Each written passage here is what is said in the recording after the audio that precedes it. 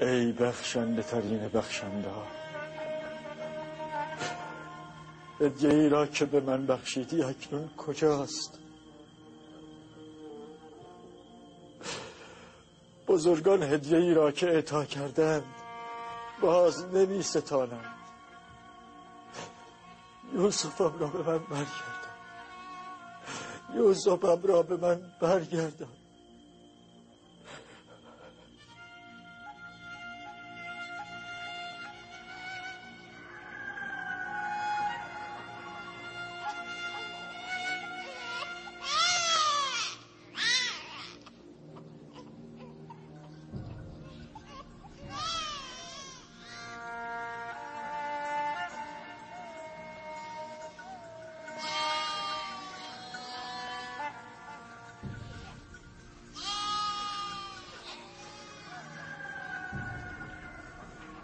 هر کجا هستی خدا نگهدارت باد. من یقین دارم که تو زنده.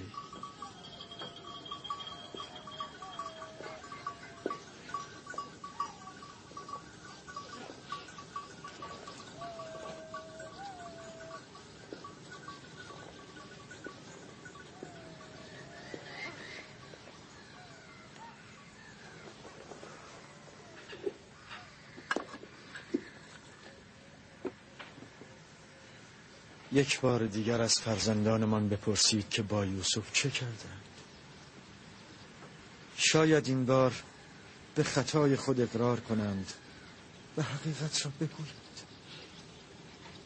شما از کجا این همه اطمینان دارید که یوسف نمرده؟ به دو دلیل. پیراهنی که هنوز سالم است و گرگان را ندریده. دوم قلب سلیمی که به من دروغ نمیگوید. بسیار خوب. اگر چه امیدی ندارم اما سوال خواهم کرد.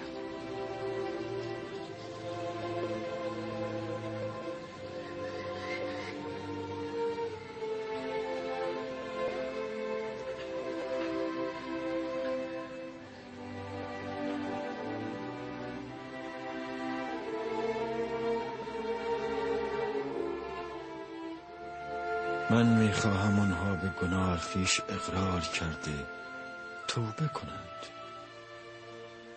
شاید خداوند از گناه آنها بگذرد. به چشم خود که ندیدیم، اما اطمینان داریم که گرگ یوسف را خورد. چند بار بگوییم؟ اگر 1000 بار هم بگویید باز هم دروغ گفتید. دلم میخواست هنوز کودک بودید تا زیر ضربات تازیانه کبودتان میکرد. اگر گرگ یوسف را دریده بود چرا پیراهنش را سالم آورد؟ ما هم نمیدانیم. برای ما هم معمایی شده که از آن سر در نمیآوریم. همه تان را نفرین میکنم. شما دروغ میگویید. گرگ یوسف را ندریده. گرگ صفتان او را دریدند. گرگ صفتان.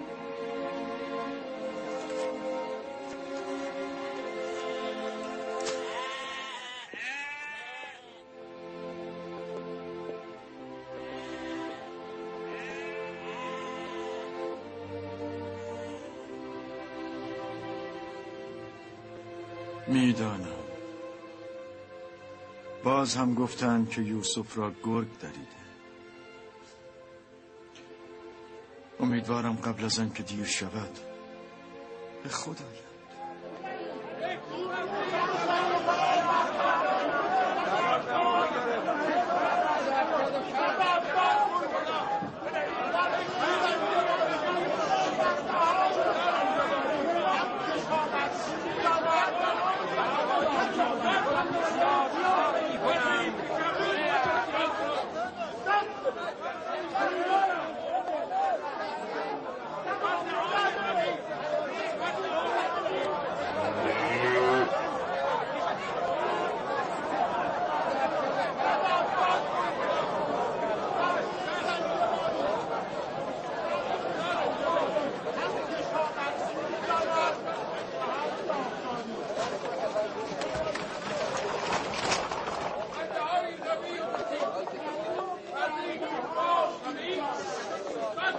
خانداری و پرخوش میکنند و هم همسران مهربان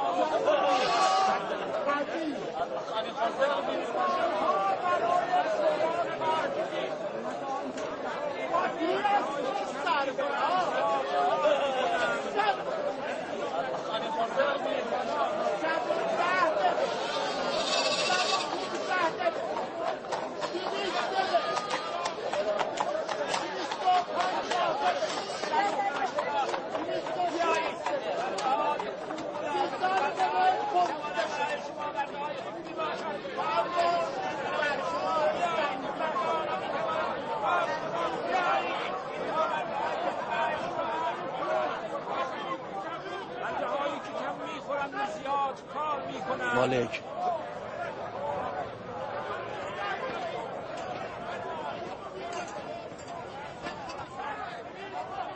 او را نفروش.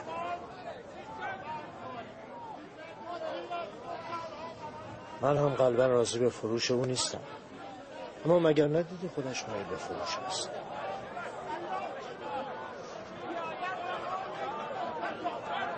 قیمت این غلام چند است؟ من برده فروشی نمیدانم، اما همین قدر میدانم که غلامی زیبا و باهوش و باسواد. هنرهای دیگری هم دارد که قیمت او را بالا میبرد. من او را ارزان نمیفروشم. میتواند خدمتکار خوبی برای معبد باشد و در آینده بسیاری را به عنوان کاهن به معبد جذب کند. سعی کن او را خریداری کنی. با 50 دون شروع کنم؟ با 50 دون موافقی؟ قیمت او بیش از این هاست عالی جناب. 100 دون. بیشتر از اینها میارزد. پیشنهاد بیشتر را چه کسی میدهد؟ برده هایی که کم میخورند زیاد کار میکنند، همسران مهربان و خوبی هستند.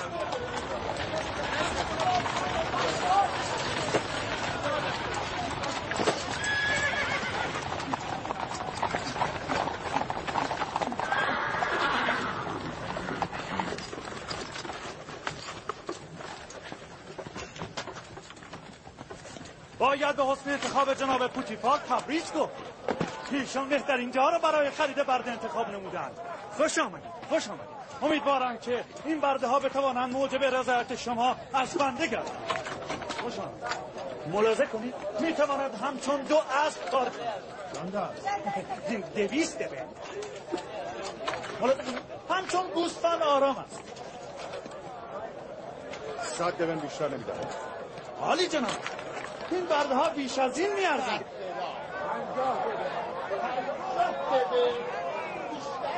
من در اون نقطه کجا بیشتر خریدم.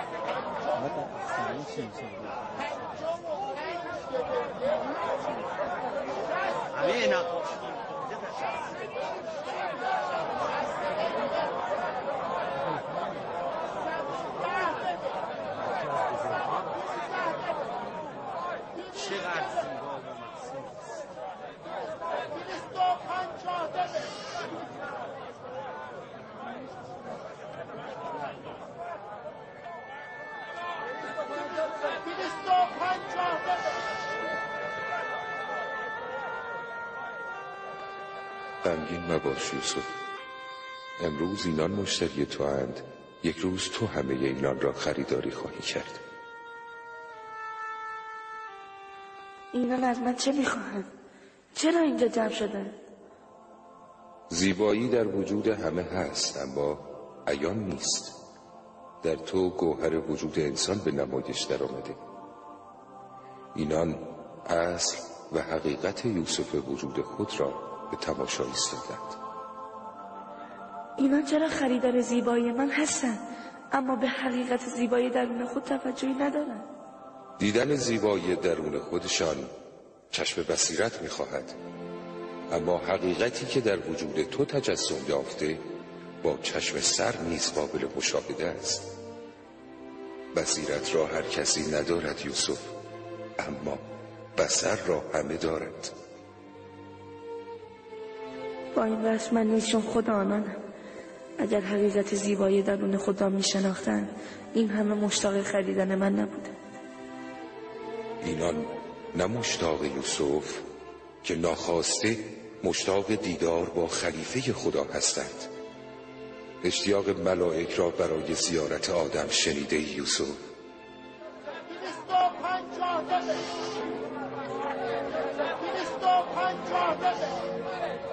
300 بده. 300 بده. 320 بده.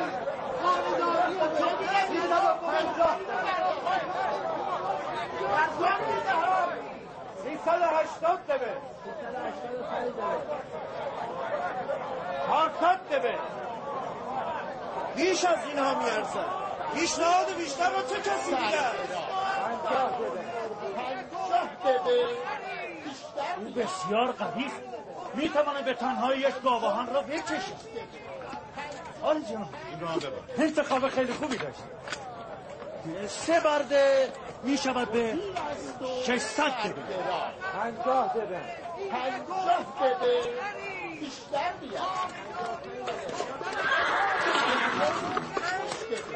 55 بده.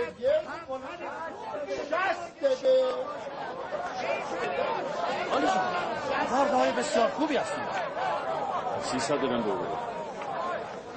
بیش از اینها میارزن. 300 بده. 320 بده.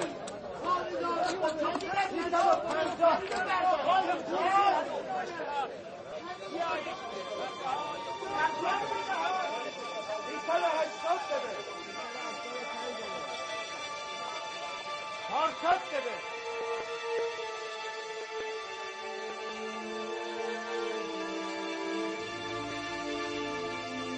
حرکت.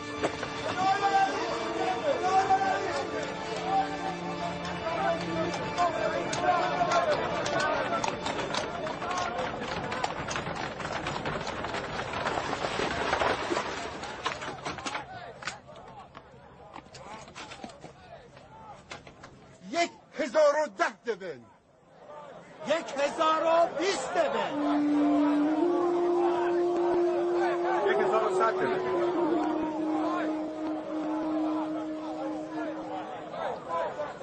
پوتیفار وارد میدان رقابت شده. حالا چه کنیم؟ نگذارو برنده شود. پوتیفار باید امروز شکست بخورد. 1200 ببین. 1300 بده. 1300 بده. کسی بیشتر خریدار نیست؟ هرچند قیمت پیشنهادی برابر با 8 تا 10 برده است، اما عیبی نیست. سعی کن در رقابت از پوتیفار عقب نمانی.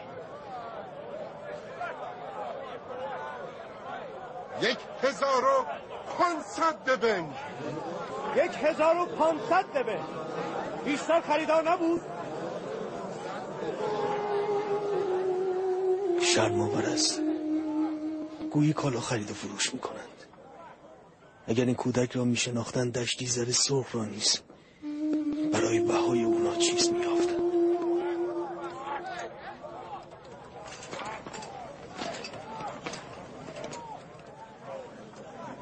$2000 2 برابر.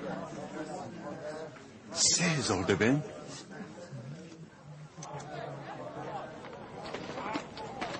3000 ببین. 3000 بده. جناب پوتیفار عزیز مصر و فرمانده سپاهیان مصر 3000 دبن را پیشنهاد میدن. جناب پوتیفار 3000 دبن پیشنهاد دادن. چه کسی جرأت رقابت با جناب پوتیفار را دارد؟ مبارک باشد این غلام از آن شما.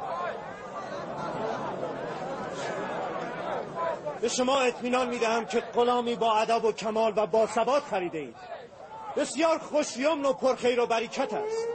این برده به جناب پوتیفار فروخته شد.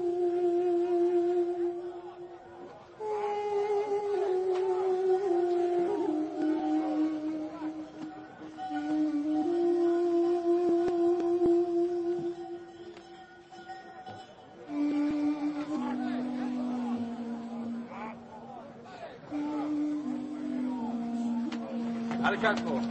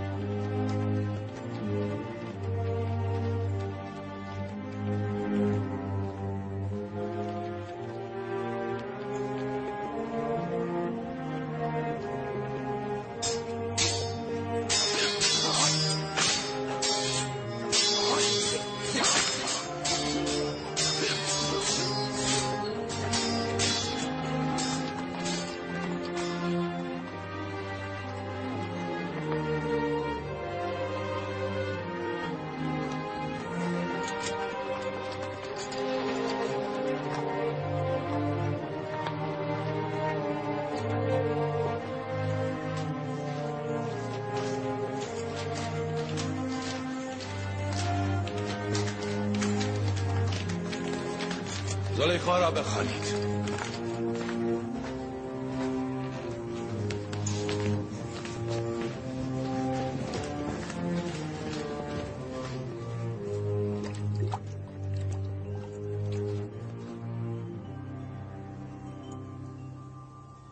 این دردانه یگانه را از کجا آوردید عالی جناب؟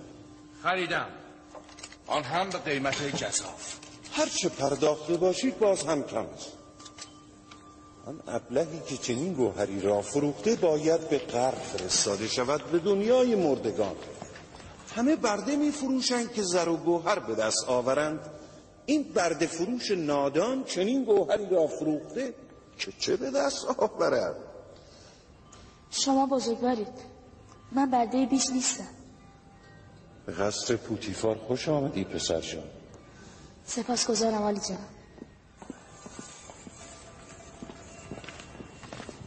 نیامده دلتنگمان شدیم؟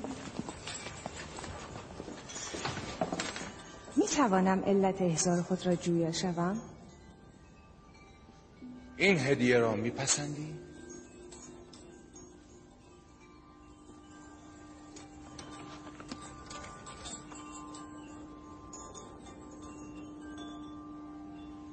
من این کودک را قبلا جایی ندیدم.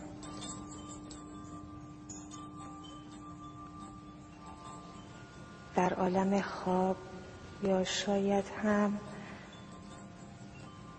نمیدانم، به هر حال در نظرم آشناست.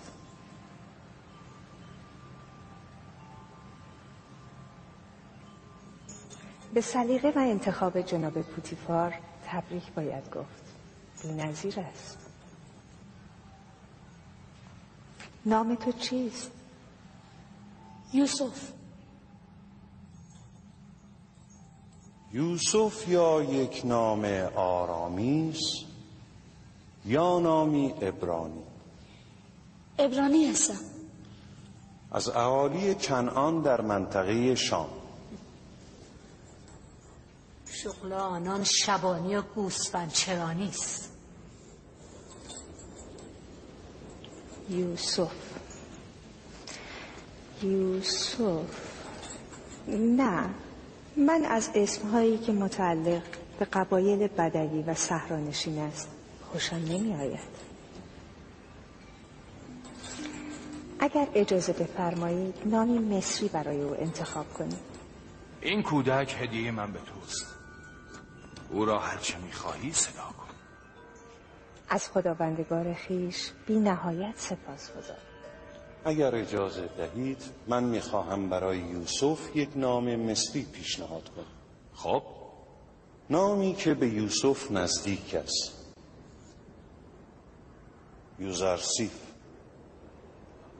یوزارسیف بد نیست. یوزارسیف نه، زیباست. از این پس تو را یوزارسیف مینامیم.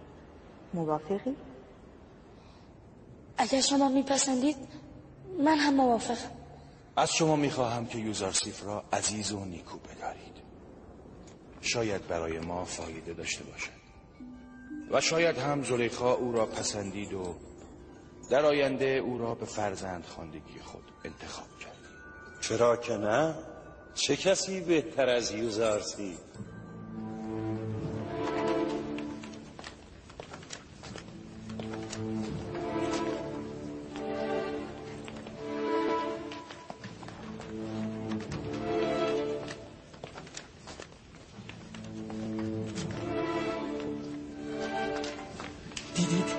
دیدی چقدر زیبا بود؟ زیباتر از اون رو در تمام عمرم ندیده بودم. یعنی او برده است؟ چهرهش که به برده ها نمیماند.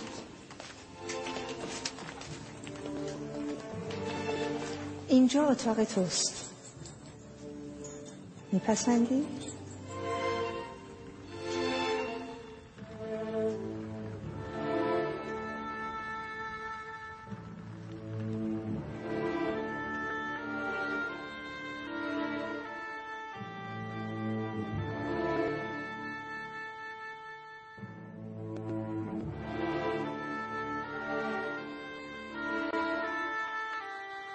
سپاسگزارم بانو، خیلی زیباست. وسایل استراحت یوزارسیف را فراهم کنید.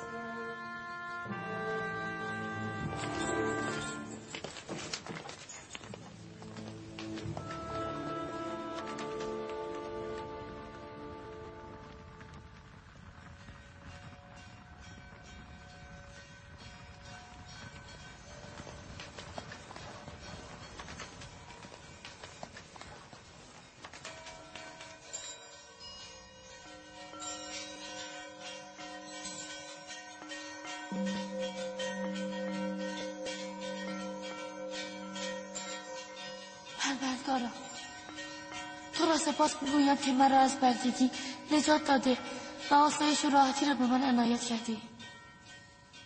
یا یوسف، این گونه خداوند به تو مکنت و جایگاه والا عنایت فرمود.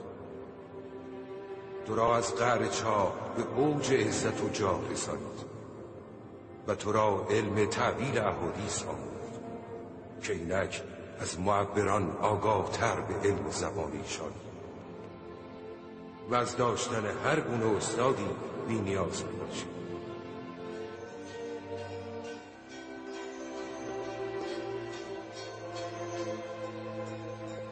سپاسگزارم پروردگار مهربانم، سپاسگزارم.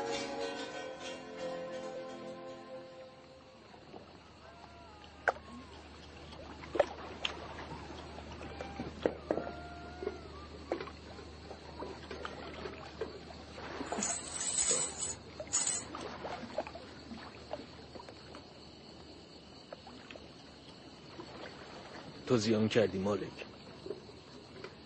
اگر یوسف را به چندین برابر وزنش سیم و زر میفروختی باز هم زیان بود. زیانی بزرگ.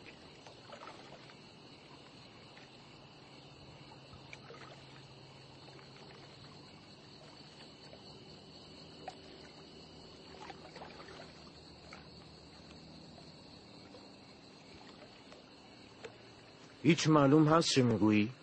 گم شدنمان در طوفان را به یاد دارید؟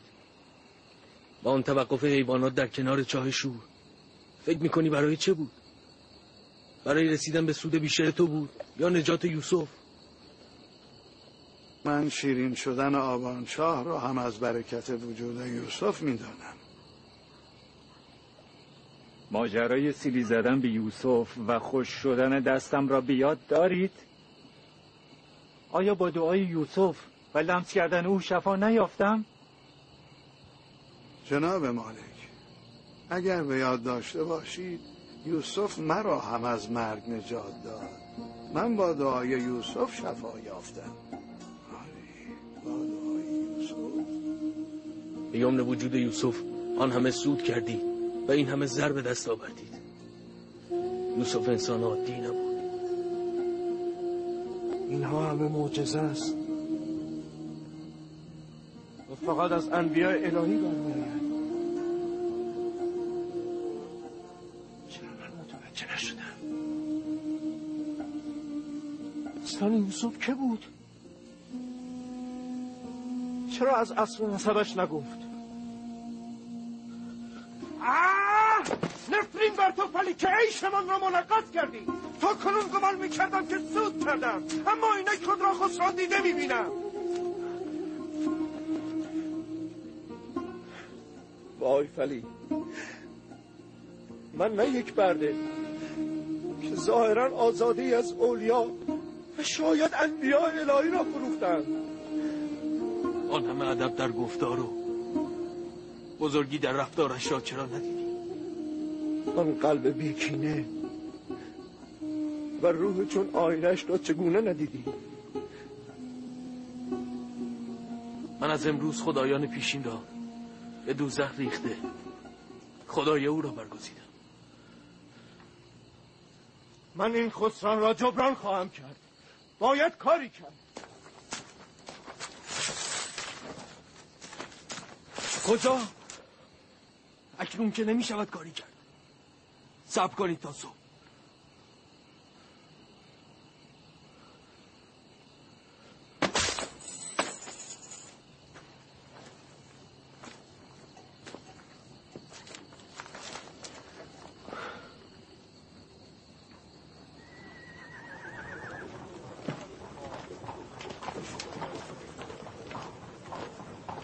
قصر جناب پوتیفار کجاست؟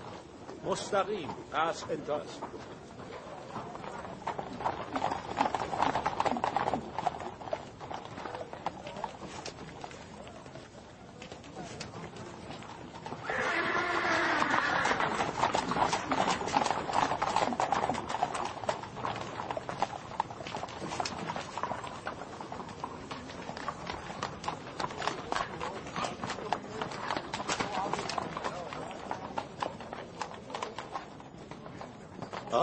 اینجا چه میخواهید؟ عالی جناب بوتیفار کار دارد. باید از فرمانده رودمان اجازه بگیرید. بیایید بالا.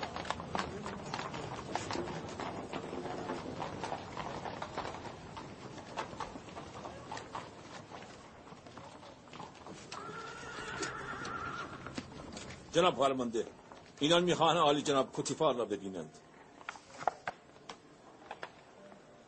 با عزیز مصر جناب پوتیفار چه کاری دارید؟ یک برده به او فروخته ایم.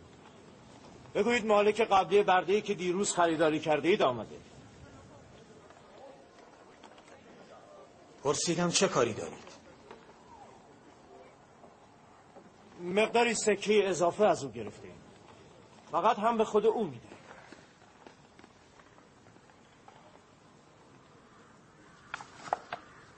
باشید منتظر.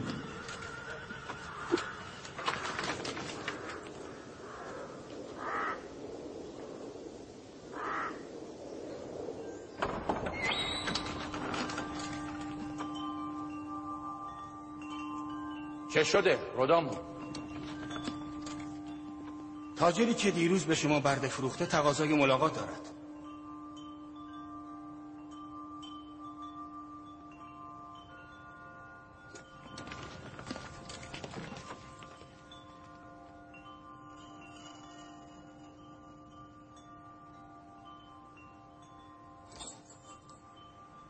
ظاهرا خوشحال نیستی ابرانی؟ از اینجا بودنم خوشحالم، اما از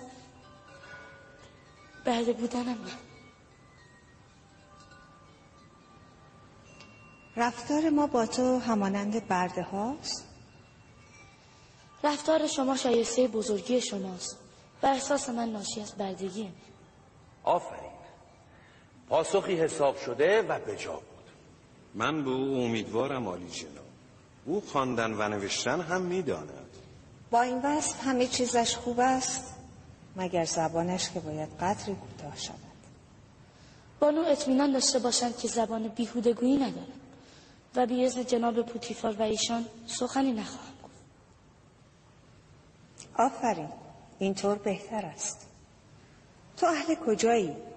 نام پدر مادرت چیست؟ برای شما چه فرقی می کند بانو؟ بیابانگردی و پیشینه گوسفند چرانی که گفتن ندارن. کسی از شما نظر خواست؟ ولی چهره یوزارسیف نشان از بزرگی و تبار نیک او دارد.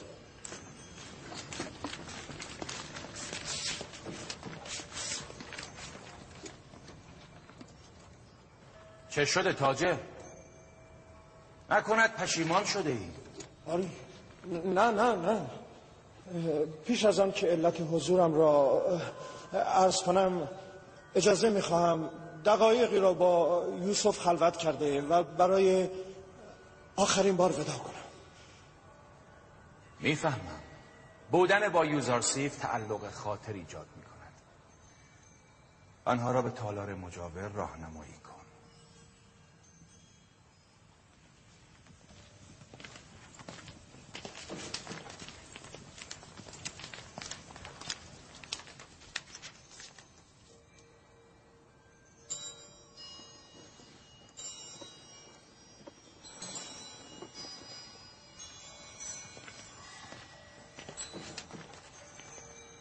می‌بینی؟ دل کندن از یوزارسیف برایش مشکل است.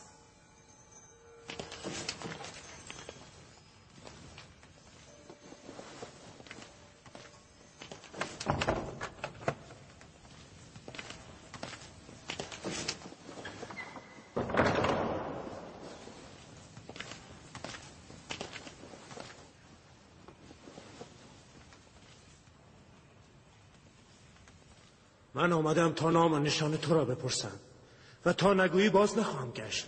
گفتم که من فرزند نه، این را قبلا شنیدم. تو را به خدای یگانه سوگند نام و نشانت را بگو و مرا راحت کن. باید در محضر خداوند عهد کنی از آنچه بگویم با کسی سخن نگویی. عهد میبندم و به خدای ابراهیم سوگند میخورم. من یوسف ابن یعقوب ابن اسحاق ابن ابراهیم هستم.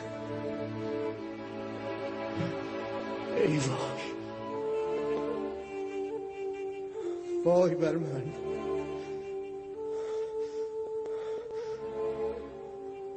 ما پسرمو هستی.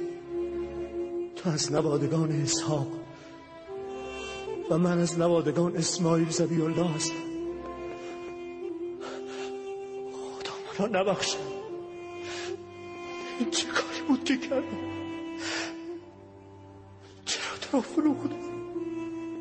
من میدانستم ما پسرمو هستیم و اصلا از فروش خود گله من نیستم. من باید به مصر می آمدم و فروخته می شدم. این حوادث اراده خداوند و مقدمه یک واقعه بزرگ است. باید حدس می زدم که با آن همه معجزه تو یک انسان معمولی نیستی. تو تو یک پیامبری. وای بر من که پیامبری را به بردگی فروختم. این ننگ را کجا برم؟ آرام باشی، برخیزی. گفتم که این حادثه باید رخ میداد. من برای انجام رسالت خویش باید به مصر می آمدم. تو فقط وسیله خیر شدی. من از تو سپاسگزارم. این خطا رو جبران میکنم.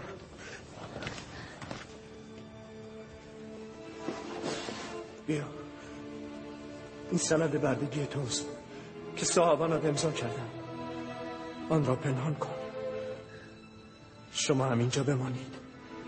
نمیخواهم شاهد بحث و گفتگوی ما باشید.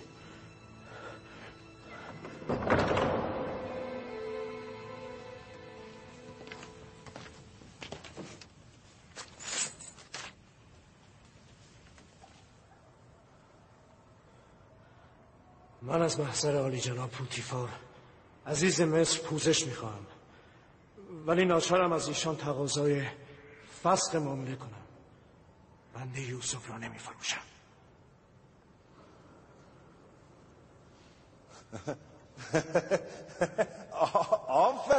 آفرین. ساعتی پیش تو را ابلهی میدانستم که قدر گوهری چون یوزارسیف را ندانسته، اما میبینم نه، اینطور نیست. تو نیز جوهر این گوهر را دریافتی. اما فکر نمی کنی کمی دیر شده؟ باید قبل از فروش کمی بیشتر فکر میکردی. حالا دیگر دیر شده. عالی جناب، همه ثروت اندوختم را در قبال یوسف حاضرم بدم. تقاضا دارم او را به من بازگردانید. مگر نشنیدید جناب پوتیفار فرمودند یوزارسیف را به هیچ قیمت به شما باز نمیگردانیم. بنده نیز عرض کردم که از این معامله پشیمانم. ما یوسف را نمیفروشیم و بدون او از اینجا نمیرویم. اگر یک بار دیگر گستاخی کنید هر دو را به زندان خواهم فرستاد. از اینجا بروید. من بدون یوسف از اینجا نمیروم. عالی جناب، بگذارید یوسف را ببریم. رادامون آنها را به زندان ببر. الهی تو شاهد باش که من یوسف را خریدم اما یوسف فروشی نکردم. او را به من برگردانید. او را نمیفروشم. او را به من برگردانید. یوسف را به من برگردانید. زندان. یوسف را حاضر خودت باش. او را به من برگردانید.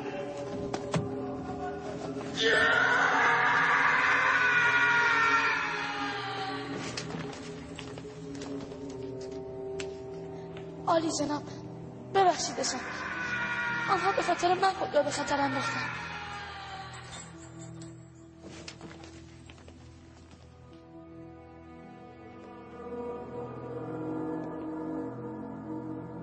حقشان بود که به سختی مجازات میشدند. استدعا میکنم. اما به خاطر یوزارسیف گذشتم. بگو آنها را آزاد کنن. زندان نیاز نیست.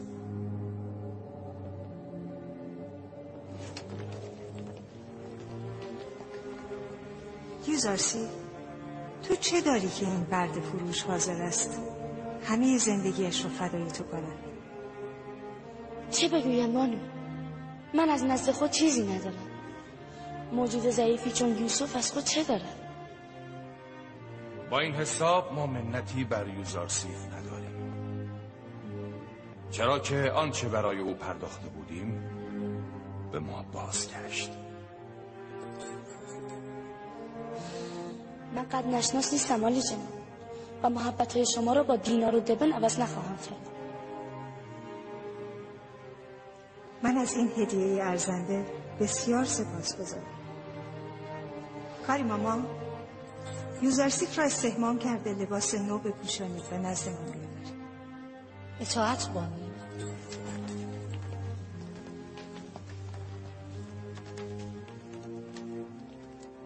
هیچ متوجه شده ای که او به عکس دیگران اصلا تعظیم نمی کند؟ مانعی نیست، کم کم می آموزم. فکر می کنم عدم تعظیم او عمدی است. من یوسف را می خواهم.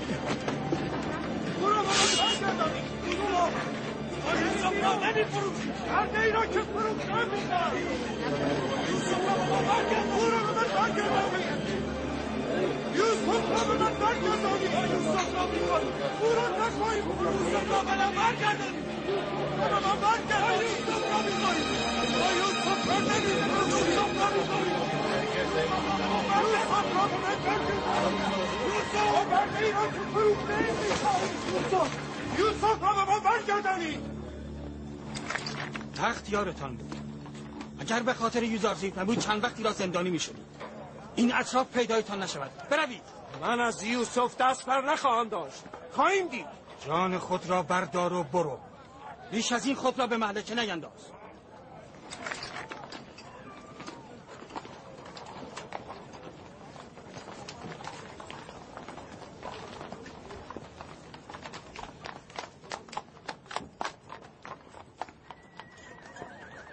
پوتیفار و همسرش مثل من احمق نیستن تا گوهری چون یوسف را به سهولت از دست بدن. ما زیان کردیم فلی، زیان کردیم. تو زیان کردی نه من. به لطف خداوند من سود کردم. بزرگترین سود زندگیم را. سود کردی؟ چطور؟ تو یوسف را از دست دادی بدون آنکه چیزی به دست آوری. اما من در ازای از دست دادن یوسف خدای یوسف را به دست آوردم. شب گذشته در کاروانسرا خدایان سنگی را وانهادم و از یوسف گوهر یکتاپرستی را به دست آوردم. آری به خدا که من زیان کردم، اگرچه پیامبر خدا را نفروختم، اما تا پایان عمر هیچگاه خود را نخواهم بخشید. من به دیار خویش رفته از این پس به ترویج یکتاپرستی خواهم برد.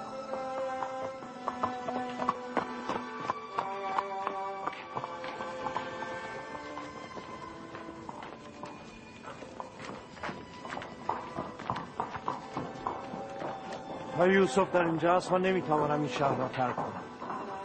به کاروانسرا برویم.